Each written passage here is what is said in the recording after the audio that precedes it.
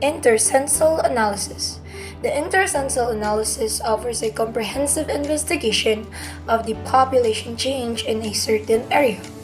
It is a method for determining how the population has changed over time and where individuals of a community may have been in relation to birth rate, death rate, migration, mortality rate, and other variables. It provides information on where past shifts happen as well as the potential to anticipate future trends. Assalamu alaikum, greetings of peace to everyone.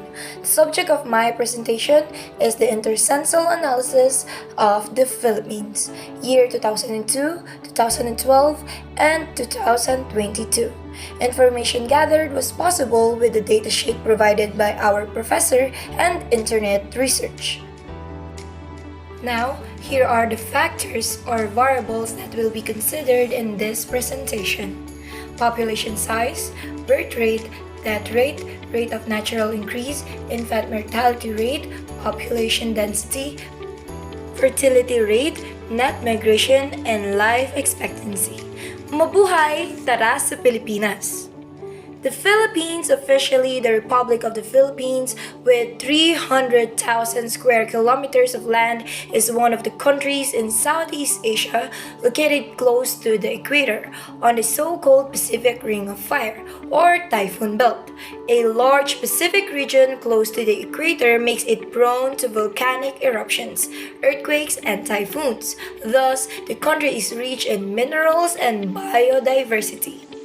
It consists of around 7,641 islands that are broadly categorized under three main geographical divisions from north to south, which are Luzon, Visayas, and Mindanao. The country's capital is Manila, while the largest city is Quezon City. Both lie within the urban area of Metro Manila. The Philippines takes its name from Philip II. Because the Philippines was under Spanish rule from 333 years and under U.S. authority for a further 48 years, the Philippines has many culture affiliates with the West. The country gained its independence from U.S. occupation in 1946. There are approximately more than 175 languages and dialects in the Philippines, most popular being Tagalog or Filipino, followed closely by English, and other dialects such as Maranao, Ilocano, Bicolano, Bisaya, and others. Majority of the people are Christians. The country is famous for its beautiful tourist spot and two-season climate. Type of government, democratic. Throughout its history, the Philippines has been subject to a number of foreign invasions. These invasions have shaped the Filipinos' people history, culture, tradition, and beliefs. Let's dive in with the variables. First, the population size of the Philippines. The table indicates that in year 2002, Philippines has 80 million, year 2012 with 96.2 million, while 2022 has 115.6 million. Over the years, the population of the Philippines continued to increase and in year 2022 has the highest number. Second, the birth rate. It is the ratio between the number of live births in the year and the average total population of that year. As indicated, birth rate in the Philippines continued to increase over the years. Thus, 2022 has the highest birth rate per thousand population. Philippines has no such rule as one-child policy like China, but it believed that children are blessings given by God. But the government promote and advertise that the families have to consider family planning. PSA survey reported that half of the currently married women said that they no longer wanted more children, with 17% wanting to put off having children for 2 or more years. Now, third, death rate. It refers to the number of people dying in a year per thousand people. As indicated, 2022 has the highest death rate per thousand population. Measuring how many people die each year and why they died is one of the most important needs, along with assessing how diseases and injuries are affecting people in order to determine the effectiveness of a country's health system. A decline in the country's death rate is seen after its health care improved. Next, rate of natural increase or natural population change.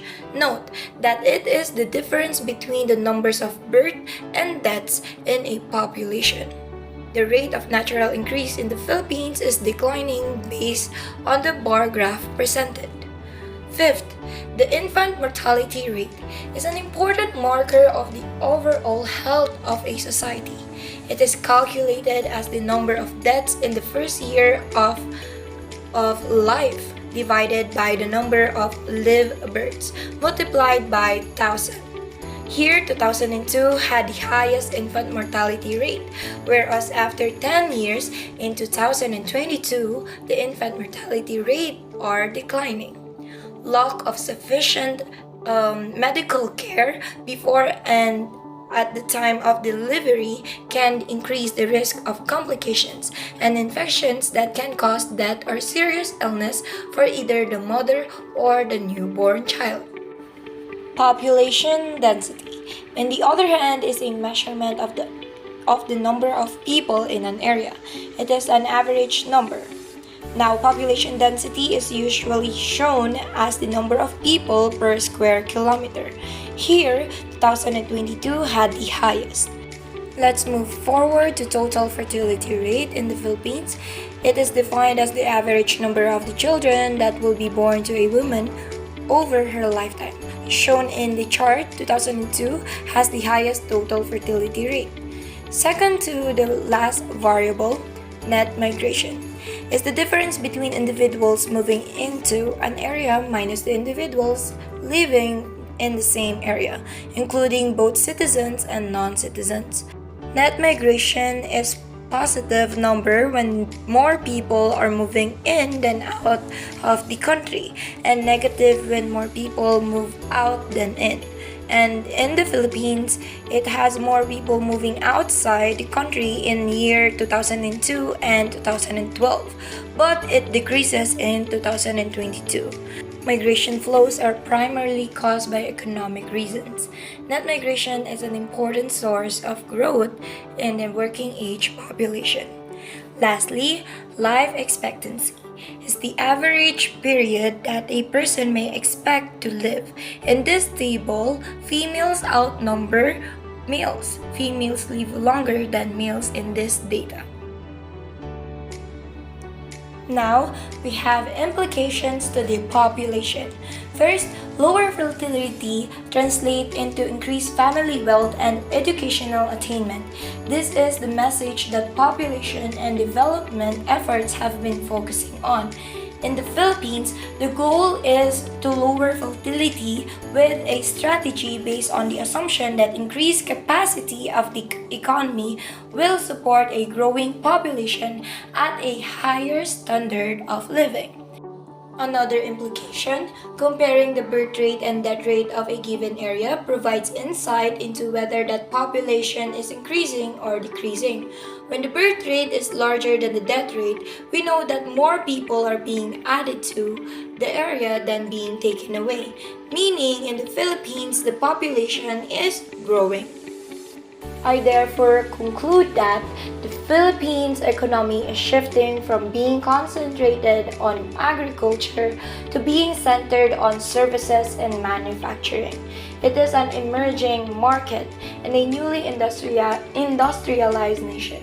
The nation has been gifted with wide range of natural resources and is home to a globally significant high degree level of biodiversity, a place that gives high value on their family and are known for being welcoming to visitors and other nationalities. The country is still in the process of transitioning, and poverty remains the country's biggest issue. Because of this, some Filipinos decide to work overseas. Yet, despite the number of people living in the country, the population is still growing. And that is all. Thank you for listening. Mabuhay!